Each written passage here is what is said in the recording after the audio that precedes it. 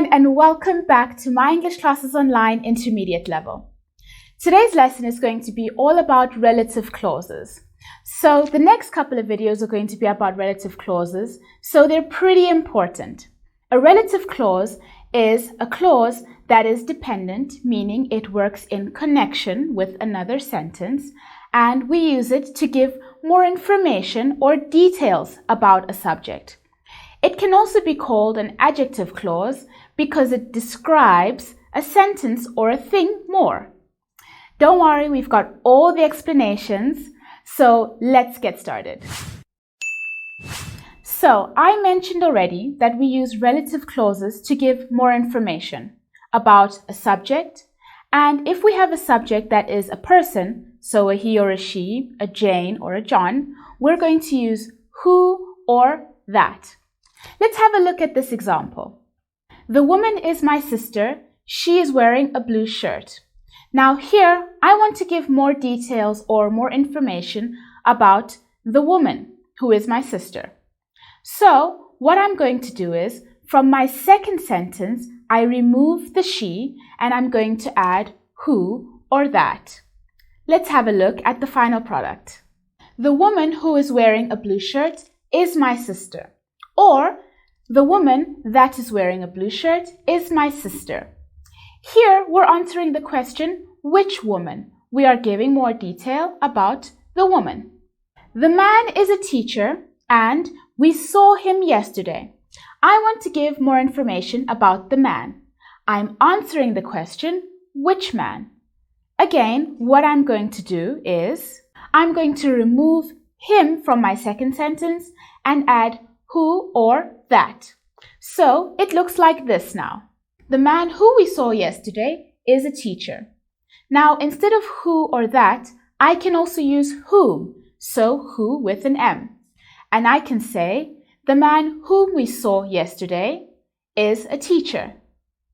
Of course, we already know I can say the man that we saw yesterday is a teacher, but I can also not put whom or that or who at all. Then my sentence is going to be, the man we saw yesterday is a teacher, and that is still a relative clause and it still makes sense as a sentence.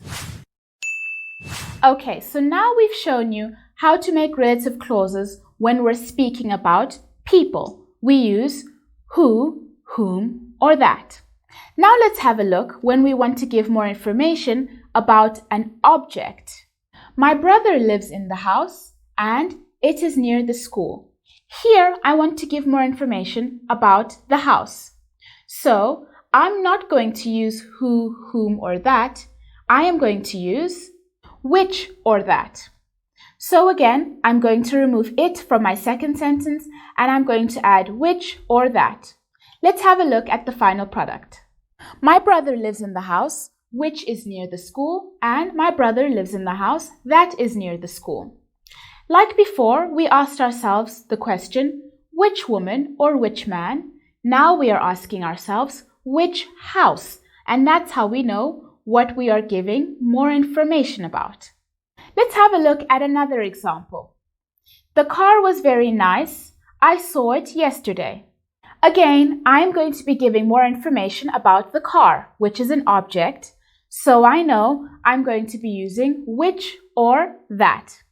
From my second sentence, I saw it yesterday, I'm removing it and I'm going to replace it with which or that.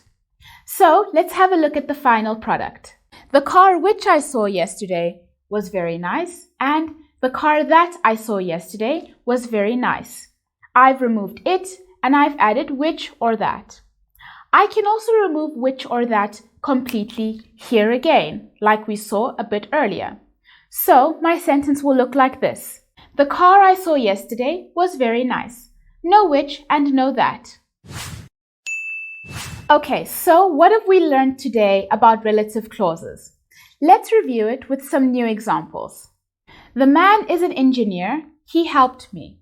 I want to give more information about the man. I'm answering the question, which man? We know when making a sentence involving humans, we're going to use who, whom, or that. And I am going to remove the subject of the second sentence. So in this case, the man is an engineer. He helped me. I remove the he. It becomes the man who helped me is an engineer, or the man that helped me is an engineer. Another example, the people are helpful. We are going to visit them. We're giving more information about the people, and we want to answer the question, which people? So, in the second sentence of we are going to visit them, I remove them and I'm going to add who or that. The people who we are going to visit are helpful, or the people whom we are going to visit are helpful, or the people that we are going to visit are helpful. And lastly, without whom, who, or that, I can say, the people we are going to visit are helpful. This sentence is still the same, still a relative clause. We also learned how to make relative clauses about things that are not humans, so objects. When we have an object, we know we are going to use which or that. The book belongs to Alison. It has a black cover. I'm going to give more information about the book. I'm answering the question, which book? So, what I'm going to do is, in the second sentence, I'm going to remove that it as the subject, and I'm going to put which or that.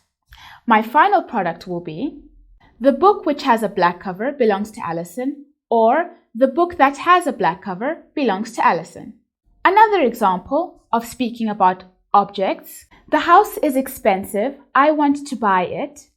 I want to give more information about the house. So in the second sentence, I'm going to remove that it and I'm going to replace it with which or that. The house which I want to buy is expensive, or the house that I want to buy is expensive. Again, without which or that, I can still have a relative clause by saying, the house I want to buy is expensive. Okay, that's everything for your first lesson on relative clauses. Now it's time for you to do the activities down below, and I will see you in the next lesson. Bye bye!